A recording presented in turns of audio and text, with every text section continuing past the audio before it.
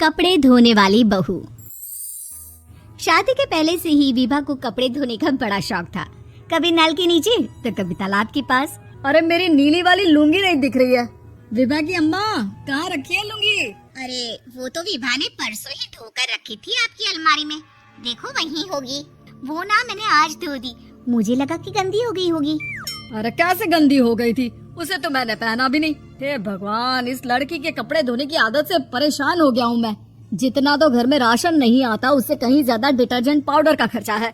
इसकी शादी करवा दो, शादी जाए अपने घर में ही करे काम, फिर चाहे घर के कपड़े धोने हो या पूरे गांव की।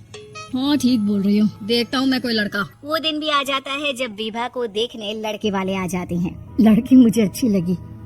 होने वाली सास कहती है, बेटी अगर कुछ पूछना है तो पूछ लो। वैसे तो हमारी लड़की बहुत ही शर्मीली है, जो बोल दो वो मान लेती है, इसे क्या पूछना होगा। अरे कैसी बात कर रही हो माँ, मुझे इन लोगों के घर रहना है, सवाल तो कई है। हाँ हाँ बेटा पूछ लो ना, क्या पूछना है।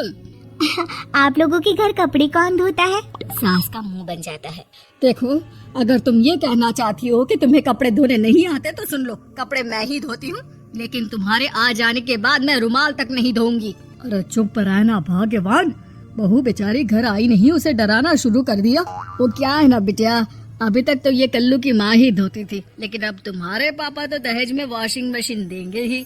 तभी विभा की माँ बोल पड़ती है, सवाल भी पूछा तो क्या। वैसे भाई साहब, मशीन की तो फिर भी कपड़े धोने की कैपेसिटी होती है। मतलब जो बिटिया दे रहे हैं ना विभा, इसे कपड़े धोने का बहुत शौक है। ये आप लोगों के क्या आस पड़ोस गांव मोहल्ले सबके कपड़े धो दे और उफ तक ना करे।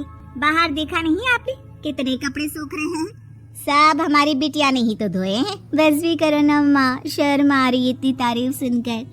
और तो और एक दाग निकाल कर दिखाओ तो मान जाऊँ। हाँ अच्छा अच्छा, माफ करना बेटा, मैंने गलत समझा। हमें तो रिश्ता बहुत पसंद है। और ऐसे जुड़ जाता है रिश्ता कपड़े धोने का शौक रखने वाली विभा का। उसकी शादी हो जाती है कोयला फैक्ट्री में काम करने वाले कल्लू के साथ। शादी के बाद अचानक विभा चिल्लाती हुई सास के पास आती है, सासू माँ, अरे सासू माँ कहाँ है आप? ये तो धोखा है, धोखा दिया आप लोगों ने मुझे। इसे ससुर के चक्कर के बारे में पता चल गया। अरे तो उसमें तुझे क्यों धोखा मिला है? अरे नल में पानी नहीं आता, कपड़े कैसे कब धुलेंगे? अच्छा अच्छा, तू पानी नहीं आ रहा उसकी बात कर रही है? तो आपने क्या सोचा? कुछ नहीं। अच्छा तेरी माँ ने कहा था कि कपड़े धोने का शौक है, तुझे याद आया मुझे। शौक शौक बोलकर कपड़े धोने वाले मेरे जुनून को कम ना आके सासू माँ, कपड़ा धोना मेरा गुरूर है। तभी पति भी वहाँ आ जाता है। अभी अभी मैंने इसे सनी देओल की फिल्म दिखाई है, उसी के डायलॉग मार रही है माँ। अच्छा सुन, साफ साफ बता रही हूँ, पानी सुबह 4 से 6 और शाम को 10 से 12 आता है, समझी? विभा टाइमिंग सुनकर हैरान हो जाती है। ये क्या भूतों का मोहल्ला है? सुबह 4 बजे उठकर कौन कपड़े धोता है? 4 बजे टंकी में पानी जाता है, फिर सारा दिन धोना ना, किसने मना किया?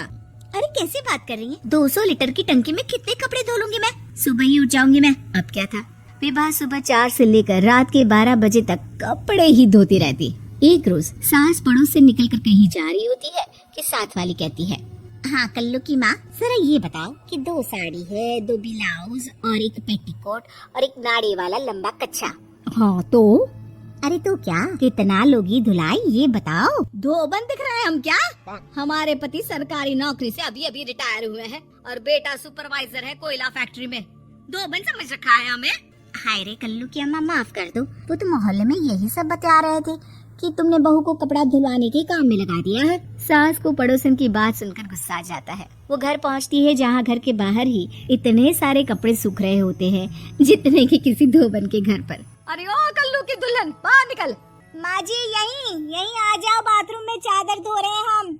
अरे अभी हम धोते हैं, तुमको बाहर निकलो। ये आस पड़ोस वाले बोल रहे हैं कि हम बहू से कपड़े धुलवा कर उसे कपड़ा धोने वाली बना दिए हैं। अरे छोड़ो ना माँ जी, किन लोगों की बातों में आती हो?